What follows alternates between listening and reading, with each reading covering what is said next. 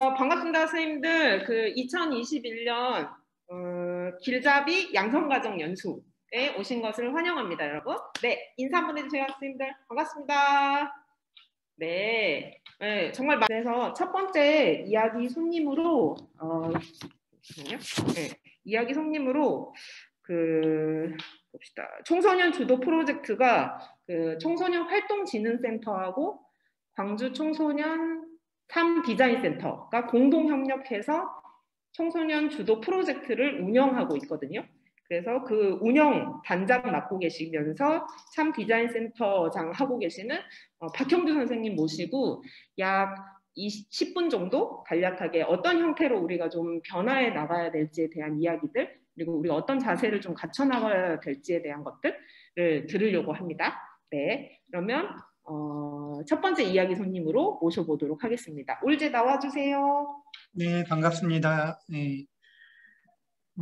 오늘 뭐 이렇게 너무 많은 분들이 들어오셔가지고 간단하게 이야기를 작년에 기존 길잡이 교사들하고는 이야기를 좀 몇 차례 한 게 있어가지고 뭐 특별하게 이야기를 많이 안 할 이야기가 있을까 싶었는데 새로운 분들이 많이 들어오셔서 오히려 오늘은 이 프로젝트가 어떻게 시작이 됐고 궁극적으로 뭘 지향하는지를 조금 알고 구체적인 내용을 들으셔야 조금 이해가 쉬우실 것 같아요. 그래서 좀 그 이야기를 해 나가려고 하고요. 제가 말로만 계속 이야기를 하다 보면 아마 이렇게 잘 안 들어올 것 같아서 간단하게 PPT, 글을 좀 PPT에 얹어가지고 이야기를 좀 잡았어요. 그래서 혹시 화면 공유가 될까요? 제가?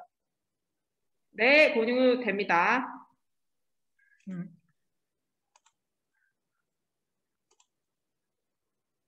예, 보이시나요? 네, 보입니다. 예. 그래서 오늘 한 10분 정도 간단하게 이야기하려고 했는데 이야기가 조금 길어질 수도 있을 것 같아요. 이게 조금 스토리도 있고 좀 천천히 이야기하려면 10분 안에 이게 가능할지는 모르겠지만 일단 최대한 10분에 맞춰서 이야기한다고 생각하고 있고 조금 늦어지더라도 좀 이해해 주시면 좋을 것 같습니다. 그래서 말씀드린 것처럼 오늘 이렇게 길잡이 교사라는 용어가 좀 생소하신 분들도 많이 있으실 거예요. 그래서 오히려 이 길잡이 교사라는 그 정체성이 어떻게 해서 나오게 됐는지, 그리고 그 용어에 담긴 의미들을 설명하려면 이 청소년 주도 프로젝트에 대한 이야기를 해야 되고, 그걸 이야기하려면 미래학습 도서라고 돼 있네, 도시인데. 미래학습 도시 광주에 대한 이야기를 해야 되는 거거든요. 이게 어젯밤에 급하게 만드느라고 정신이 없을 때만 들어서 오타가 있네요. 이해해 주시고요. 예. 첫 출발은 작년도 아니고 2019년 6월 3일에 이게 첫 스타트가 됐어요. 그 당시 이제 새로 구성된 의회에서 그 정책 토론회가 있었는데 방과 후 청소년 자치배움도 어떻게 만들어갈 것인가 이렇게 해서 이제 토론회가 있었고 그때 저희 이제 3D에서 진행하고 있는 엔게의 방과 후 프로젝트와 의정부 몽실학교에서 진행하고 있는 청소년 주도 프로젝트를 소개하는 자리가 있었어요. 그리고 그것들을 어떻게 조금 더 지역에서 더 보편적으로 이렇게 확산해 나갈 건가.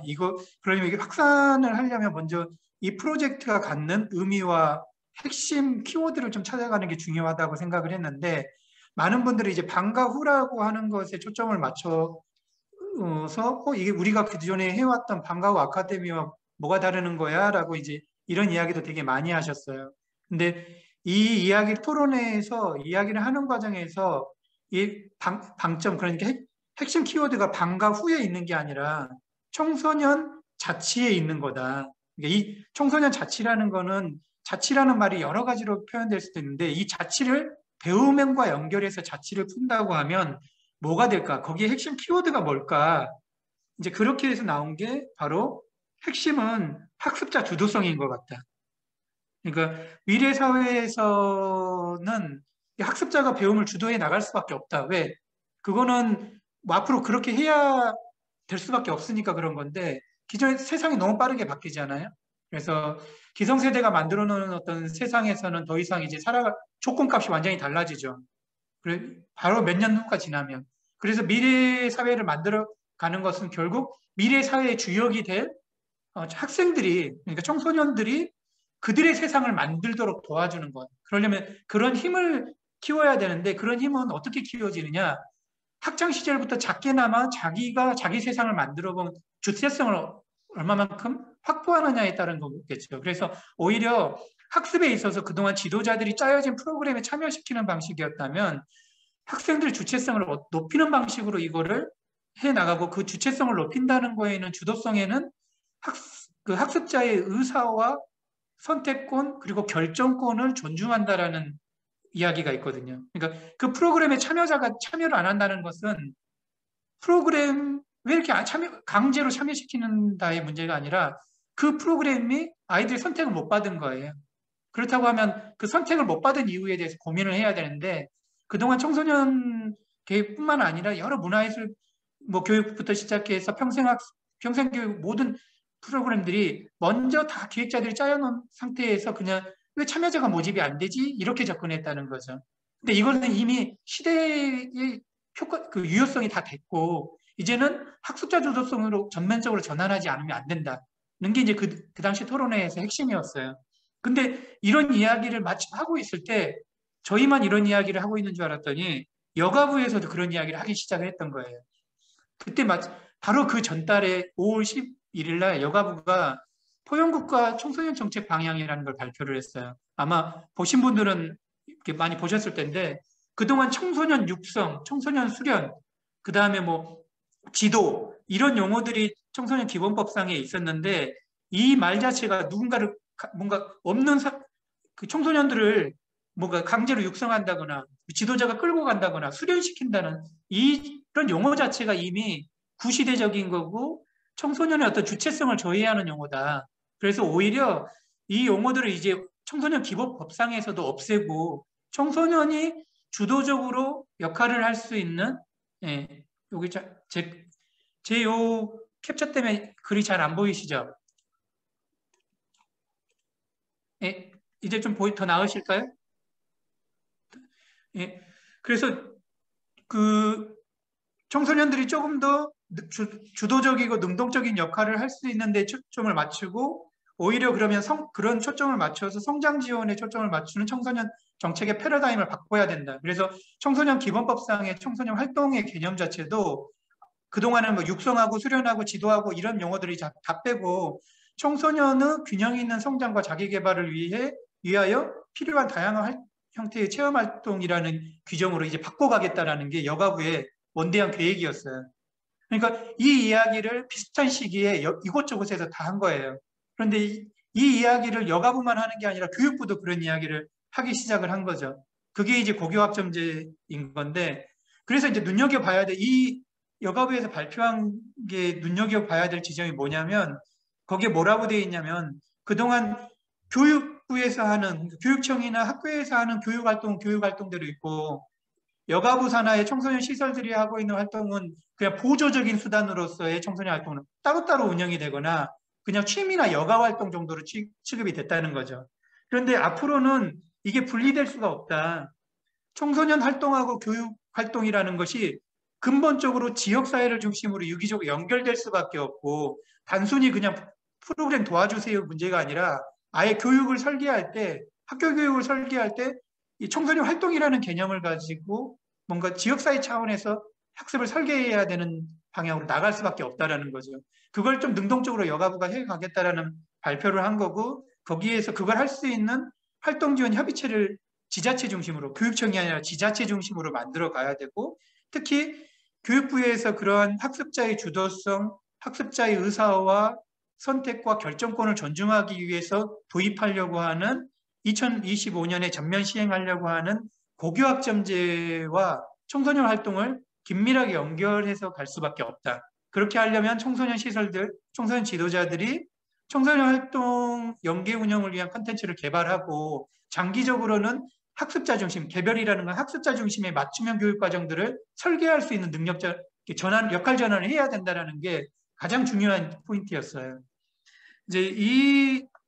그래서 이제 그 정책 토론회가 끝나고 나서 후속 TF가 만들어지고 이걸 어떻게 운영할까 2019년 내내 그 TF에서 회의가 계속 진행이 됐고 이 회의가 진행되는 과정에서 크게 두 가지 방향의 추진 방향이 설정이 됐습니다. 그게 바로 이제 뭐냐면 청소년의 자발성과 주도성을 강조하는 청소년 정책이나 청소년 교육 정책의 변화에 발맞춰서 청소년 활동과 교육 활동을 연계하는 청소년 주도 프로젝트를 추진해보자. 근데 이제 이게 그동안 했던 프로젝트와 뭐가 다르냐? 그러면 학습자인 청소년의 흥미와 욕구를 반영하고 그들이 가지고 있는 구체적 경험이라는 소스가 있을 거 아니에요?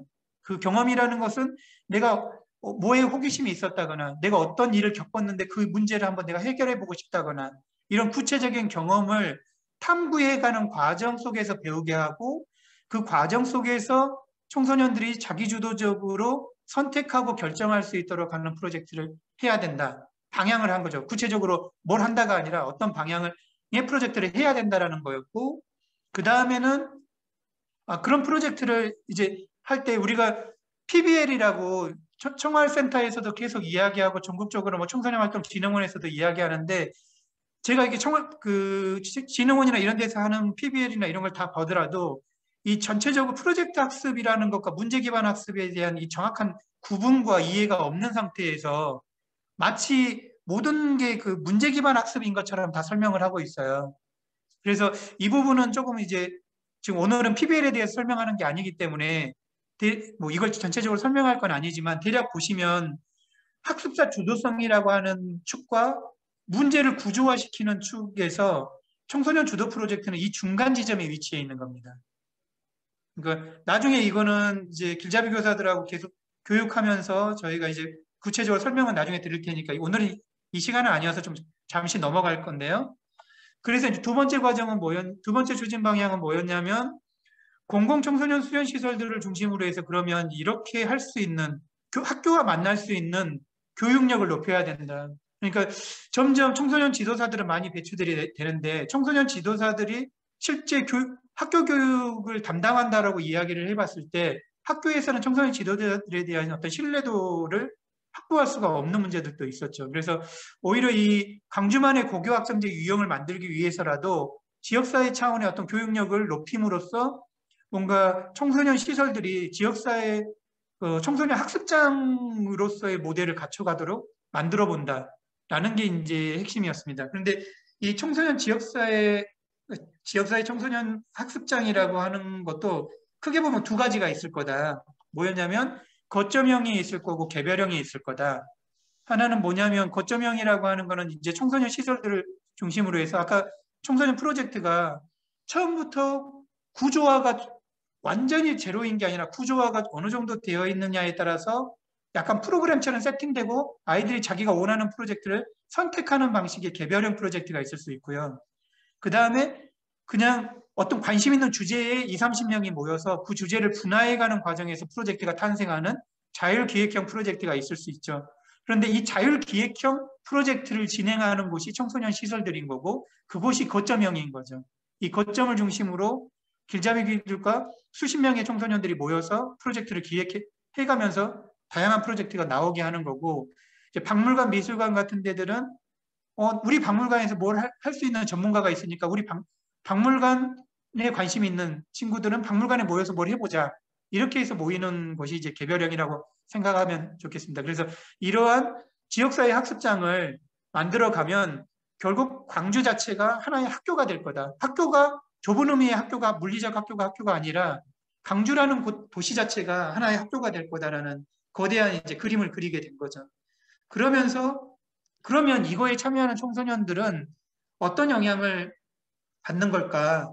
그냥 이게 어른들이 보기 좋은 그림일까? 아이들은 당장 고등학생 정도 되면 입시 때문에 막 허덕이는데 이런 이제 고민을 하는 거죠. 그런데 사실 입시라고 하는 것들이 대학을 가는 것도 물론 중요하지만 이 친구가 10년, 20년 살아간다라고 하는 장기적인 어떤 시선에서 청소년의 삶을 바라봤을 때 이들을 평생학습자로 키우지 않으면 우리는 청소년 지도사도 그렇고 학교도 그렇고 청소년들을 잘못 성장시킨 거죠. 왜 그러냐면 우리가 이제 끊임없이 배워야 되잖아요. 학교에서 배운 걸로만 살아갈 수 없는 시대라는 건 이제 다들 아실 거고 그렇다는데 지금 여전히 학교에서는 국가교육 과정에 따라서 정해진 것만 배우게 되어 있고 그래서 이제 이러한 것 그래서 당연히 아이들은 수동적으로 학습을 따라갈 수밖에 없게 되는 거죠.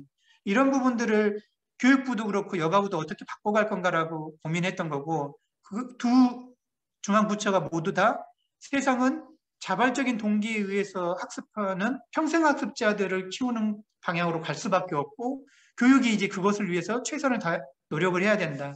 그래서 우리가 만들어가는 청소년 주도 프로젝트에서도 두 가지 아까 자율기획형과 선택형이라고 하는 두 가지 유형이 있는데 처음에는 선택형이라고 하는 프로젝트가 많을 수밖에 없지만 점차 자율기획형이라고 하는 제멋대로 프로젝트라고 하는 것이 커질 수밖에 없다. 그렇게 함으로써 청소년들이 평생을 배우고 성장할 수 있는 방법을 깨우치는 거죠. 그러니까 여기서는 내가 연극을 만들어 봤다, 뭐 논문을 써봤다, 이건 중요하지 않아요. 결과 자체는. 그 과정 안에서 뭘 배운 거냐. 즉, 내가 필요한 정보를 어디에서 찾고, 이걸 어떻게 분석하고, 이걸 나한테 필요할 때 어떻게 가공하고, 어떻게 누구한테 도움을 받고, 그렇게 도움을 받은 것들을 내가 남들한테 어떻게 사회에 영향을 끼쳐주고, 이러한 배우는 법을 새롭게 배우는 거죠. 예, 엘빈 토플러도 예전에 이제 그런 이야기를 했는데, 앞으로 21세기는 배우고, 잊어버리고, 다시 배우는 이러한 연속이 될 거다라고 이야기를 해요. 아무튼 이제 그러한 맥락에서 배우는 법을 다시 배우는 거기 때문에 그동안 우리가 프로젝트를 만든다고 하면 결과를 만들어내려고 되게 뭔가 이렇게 그 중심적인 사유를 많이 했는데 이건 과정이 촘촘하게 설계되지 않으면 실패할 수밖에 없는 프로젝트인 거예요. 그래서 이제 이러한 것들이 그런데 이러한 게 고등학생들한테만 필요할까? 그건 아닐 거라는 거죠. 미래 사회는 지금 당장 살아가고 있는 우리한테도 필요하고 앞으로 더 어린 친구들한테도 필요한 거죠. 그래서 이거를 조금 그 생애 주기별로 프로젝트를 조금 세분화해보자 라고 해서 초등에서 중학생까지는 우리들이 직접 한다라고 하는 우직한 프로젝트를 해보자. 그거는 시교육청이 직접 해본다. 그리고 고등학생들은 고교학점제도 있고 하니까 지역사회와 학교가 교육청이 함께해서 추진단을 만들고 그 추진단을 중심으로 해서 청소년 주도 프로젝트를 해보자. 그리고 성인이 대학생부터 성인이 된 친구들이나 아니면 유아도 있을 거고 아니면 동네에서 뭔가 이런 걸 해볼 수 있는 것들도 있을 거 아니에요? 그런 팀들은 광주 평생학습진흥원에서 주도하고 그 다음에 그동안 해왔던 마을교육 공동체들에서 조금 중심이 돼서 시민주도 평생학습 마을을 만들어 보자. 이렇게 해서 약간 초중학생들은 학교가 직접 교육청이 직접 하는 우직한 프로젝트로 고등학생들은 학교 안팎을 넘나드는 청소년 주도 프로젝트로 그리고 시민 누구나 그 유아부터 초, 중, 고 그 다음에 성인까지 다 포함하는 이 그룹들은 마을에서 해보자. 그래서 이제 마을 같은 경우도 올해부터는 풍암과 일곡의 이 평생학습 마을이 아마 지정이 된 걸로 알고 있어요. 그래서 뭐 아까 일곡 청소년 문화의식 같은 경우는 꼭 청소년 주도 프로젝트가 아니더라도 뭔가 이런 평생학습 마을과 연계해서 뭔가를 또 해볼 수도 있을 거겠죠. 그렇게 해서 결국은 광주라고 하는 도시 자체를 이러한 밑그림을 좀 그려보자라고 이제 큰 그림을 빅피처를 그려본 거죠. 이렇게 하면 모든 시민들이 평생학습자가 되는 거고 시민 누구나가 자신의 역량을 향상시키고 또는 자기의 삶의 질을 높이기 위해서 나는 생활에서 좀 이런 것들을 해보고 싶다라고 할 때 그러한 모든 형태의 학습을 독려해 줄 수 있는, 지원해 줄 수 있는 도시가 광주가 되지 않겠냐. 그리고 이것을 떠받치는 세 개의 큰 기둥이 있는데 그건 바로 학습자가 수동적인 입장이 아니라 학습자가 학습의 주체가 되는 학습의 주체라고 하는 큰 틀, 큰 그 축. 그리고 또 하나는 이 문제가 그냥 교과서에서 배우듯이 배우는 거나 단순한 취업을 위해서 배우는 게 아니라 내 삶을 어떻게 살아가야 될지에 대한 삶과 연계된 학습으로서의 축. 그리고 이것을 꼭 지정된 공간에 학교 같은 공간에서뿐만 아니라 학습의 시공간을 넘나들면서 배울 수 있는 뭐 그런 축을 만들어 보면 좋겠다. 그래서 이 세 축을 어떻게 만들어 갈 거냐. 그래서 이거를 다 통틀어서 우리가 미래학습도시 광주라는 큰 플랫폼을 가지고 세계의 축을 구현하는 세 개의 프로젝트들을 진행을 해보자. 이렇게 이야기가 된 겁니다.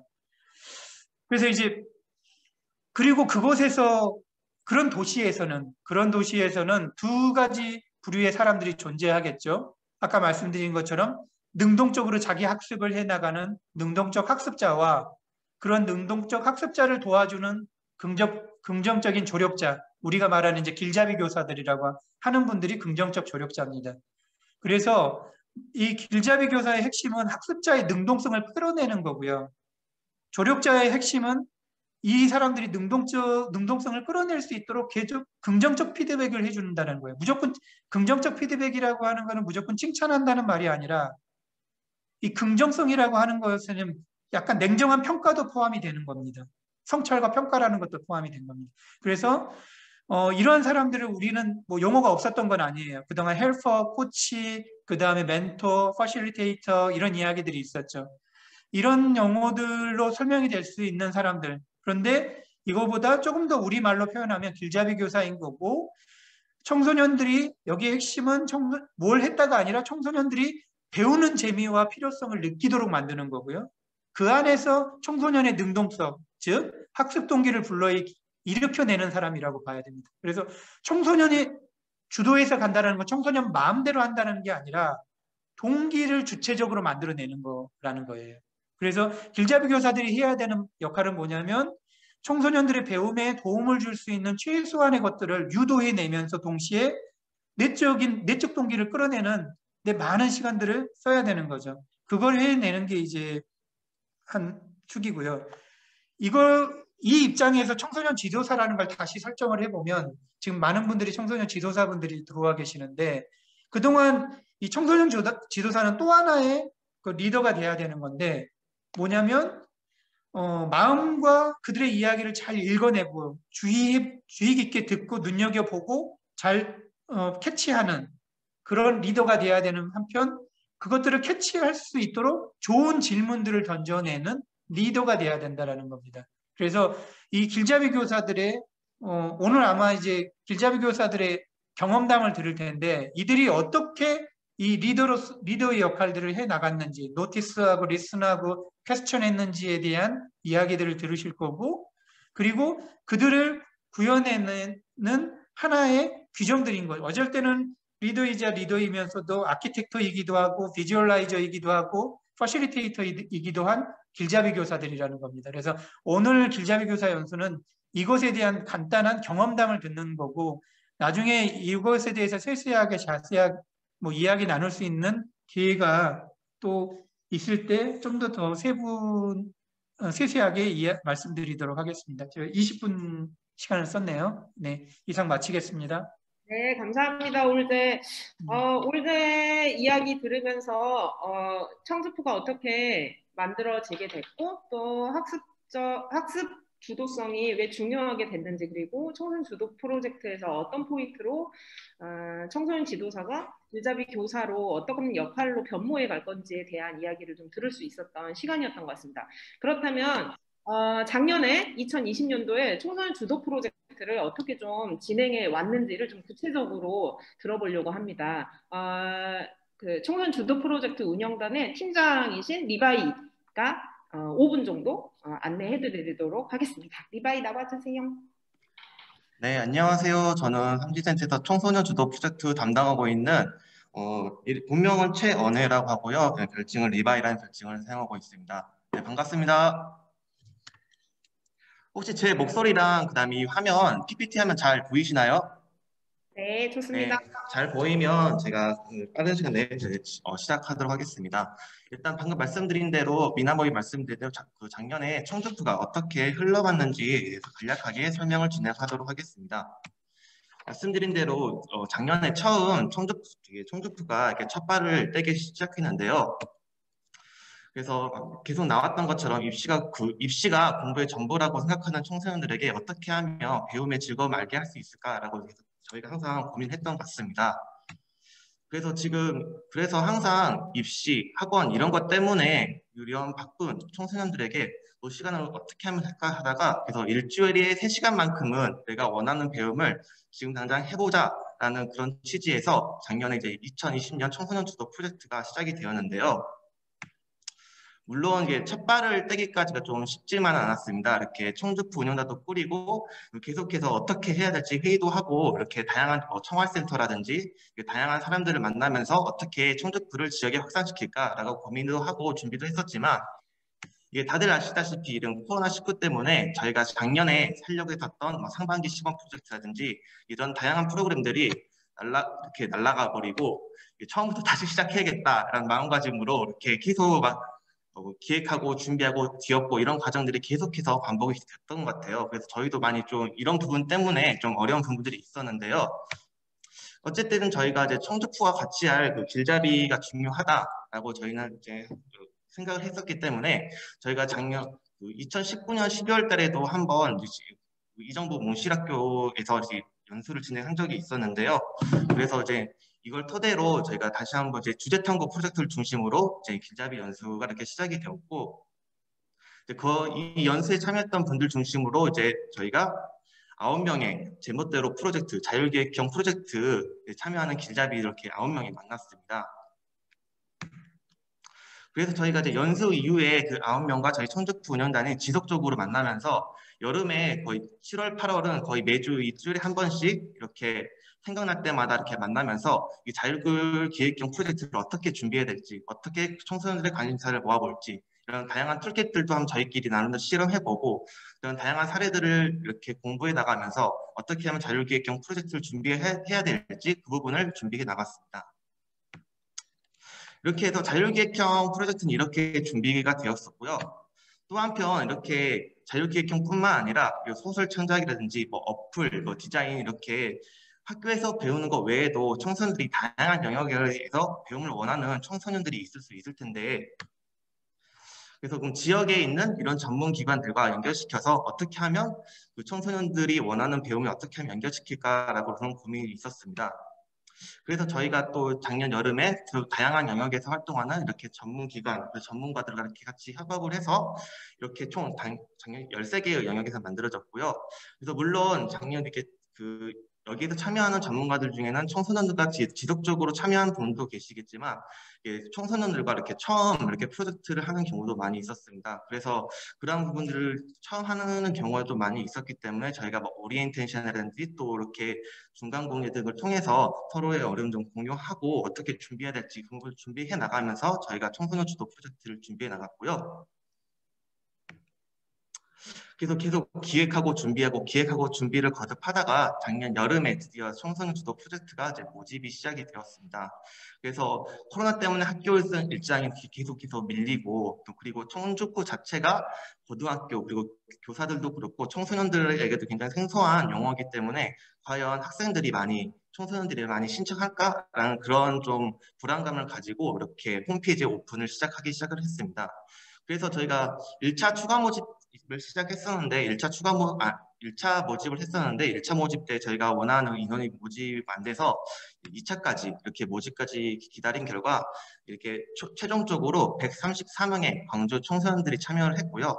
자율기획형에는 32명, 사전 선택형에는 102명의 청소년들이 이렇게 참여를 해 주었습니다.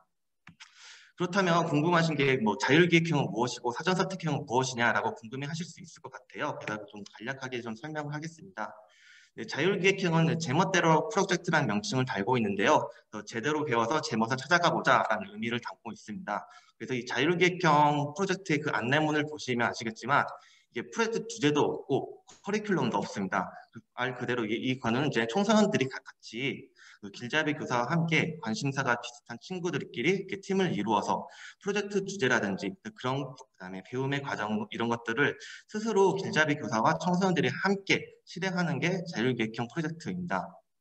그래서 이제 이렇게 32명 친구들이 이렇게 한 결과 이렇게 처음에는 만나서 모아서 관심사가 비슷한 친구들끼리 이렇게 만나서 서로의 생각을 모은 다음에 그다음 우리의 주제를 무엇을 해야 될까 이렇게 생각하고 계속 생각하고 정리하면서 그래서 주제가 결정되고 그래도 주제가 정해지지 않으면 다시 생각해서 이렇게 계속 반복했던 것 같아요. 그래서 각 팀별로 프로젝트 주제가 결정이 되면 그에 따라서 실행하고 그 실행을 통해서 우리만의 배움의 결실을 갖는 그런 과정을 진행이 되었습니다. 그래서 자율계획형 프로젝트는 총 작년에는 7개 팀이 결성이 되었는데요. 그래서 우리 몸의 이로운 대한생리대에 조사하는 주옥과제 생리대팀, 그 다음에 지역 창업 현황에 조사하는 허경영팀, 그 다음에 청소년 정치의식 현황에 조사한 정거장팀, 그 다음에 청소년이 생각하는 살기 좋은 나라의 기준이라 무엇일까라는 주제로 강연을 기획하고 실행한 특사팀, 그리고 우리가 공부는 왜 하는 것인가, 그래서 공부에 대해서 공부한 낙원팀도 있었고요. 그다음에 청소년에게 고민을 담은 다청다감 영상을 제작한 하트쉐이크 팀도 있었고, 그다음에 미세 플라스틱의 위험성과 그에 대한 해결책을 좀 조사해보는 플라스틱 감옥팀도 있었습니다. 그리고 이 일곱 팀뿐만 아니라 저희가 이제 여기 오셨던 미나봉과 은진이 또 헬퍼진으로 참여를 해주어서 7개 프로젝트가 어떻게 흘러가는지 같이 조망하고 이렇게 자문도 해주는 역할을 담당을 했었습니다. 그래서 이제 저희가 여기 9분의 그 길잡이 교사들이 각자 길잡이 활동뿐만 아니라 또 본인 센터라든지 교육청에 각각 소속이 있으세요. 그래서 바쁘신데도 불구하고 일주일에 한 번은 청소년들과 함께 자율계획형 제멋대로 프로젝트를 추진하고, 또 일주일에 한 번 정도는 길잡이들끼리 같이 모여서 경험을 공유하고, 이게 단순 회의로 끝나는 게 아니라 서로의 고민과 경험을 공유해서 축적해 나가면서 우리만의 그 청주프 자율계획형만의 학습 공동체를 이렇게 만들어가기 시작을 했습니다. 그 다음에 사전 선택형 프로젝트에 대해서 간략하게 설명을 드리도록 하겠습니다. 사실 그 사전 선택형 가지가지 프로젝트라고 네이밍을 달았는데, 이 가지가지 프로젝트는 작년엔 없다가 올해 2000년도 시작하면서 처음 발견되었습니다. 그래서 청소년들이 원하는 여러 가지 배움을 연결하여 나뭇가지처럼 광주를 하나의 배움터로 만들어보자라는 의미를 담아서 가지가지 프로젝트로 진행했었고요. 네이밍을 했었고요. 그래서 학교에서 배울 수 없는 소설이라든지 어플이라든지 공공 디자인, 창업 이런 것들을 해보고 싶은데 나 혼자서는 하기 힘든데, 그렇지만 지역에서 이미 활동하고 있는 전문 기관이라든지 전문가들과 함께 한다면 좀 더 주도적으로 배울 수 있지 않을까라고 이렇게 생각이 들어서 만들어진 게 사전 선택형 가지가지 프로젝트입니다. 그래서 작년에는 총 13개의 영역에서 이렇게 진행이 되었었고요. 이런 식으로 각 영역별로 각 영역에서 이렇게 청소년들과 함께 프로젝트가 진행되고 이렇게 추진이 된다면 각 영역별로 이렇게 배움터가 조성이 되고, 또 하나의 아까 올제가 설명해 주셨던 그 광주를 하나의 학습터로 만들 수 있는 이렇게 기반이 된다고 생각합니다. 그래서 시간이 많다면 좀 20개 프로젝트 진행 과정을 다 소개하고 싶지만 그러기엔 시간이 너무나도 많이 오래 걸리기 때문에 자세한 이야기는 결과 자료집을 통해서 확인할 수가 있습니다. 그래서 저희가 오픈 카톡을 통해서 그 노션 페이지에 그 결과 자료집을 PDF 버전을 다운받을 수 있게 해놨거든요. 그래서 시간 되실 때 저희가 이제 배움투다라는 결과 자료집을 이렇게 만들었는데요. 각 프로젝트별로 어떻게 진행이 되었는지에 대해 정리한 부분이 있기 때문에 이 부분을 보시면 알 수 있겠습니다. 그래서 작년 추진 결과에 대해서 간략하게 설명드리면, 저희는 이제 광주 지역 고등학생을 대상으로 진행을 했고요. 그 다음에 9월부터 12월까지 총 프로젝트별로 한 12차씩 4회를 진행을 했습니다. 그래서 운영 장소로는 3D 센터뿐만 아니라 국립광주박물관, 전남대학교 문헌정보학과, 이강한 미술관, 리빙메이커의 집, 그리고 온라인 비대면으로 진행한 한 프로젝트도 있었고요. 그래서 아까 했던 총 134명의 청소년 중에, 그리고 이 프로젝트 같은 경우는 교육청이랑 협력을 해서 전체 과정 중에 70% 이상 출석한 청소년들 같은 경우에는 학교 생활기록부에 기재가 됩니다. 그래서 전체 134명 중에 98명의 청소년들이 이수를 했고, 이수율은 73.1%로 나왔는데요. 아무래도 사람마다 이 기수율에 보는 기준이 좀 다를 수는 있겠지만, 아무래도 작년 같은 경우에는 코로나19도 있었고, 그다음에 학원이라든지 그다음에 시험 문제 때문에 좀 중간에 좀 포기하거나 좀 이수율 기준이 못 미치는 학생들이 좀 많이 있었습니다. 그래서 올해 같은 경우에도 많은 청소년들이 많이 신청하고 참여하고 이렇게 모집하는 것도 중요하겠지만, 프로젝트에 참여한 청소년들이 꾸준하게 참여를 하는 것도 중요하겠다라고 생각을 했습니다.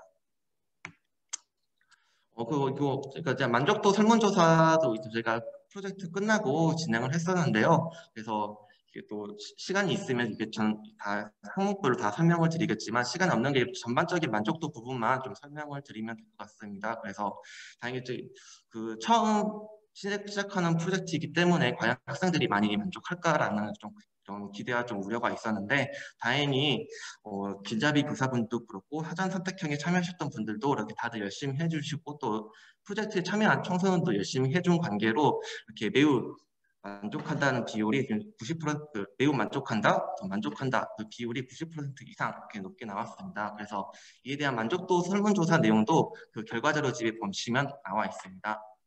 리바이 마무리 부탁드립니다. 네, 곧 끝납니다. 네, 그래서 이렇게 숫자에 나타나는 결과도 중요하지만 어떤 배움을 보였을까라고 생각해봤을 때, 그래서 이렇게 조금은 성장한 나에게 박수를 쳐주고 싶다 했었고요. 네, 일단 이렇게 넘어가도록 하겠습니다. 시간 관계상.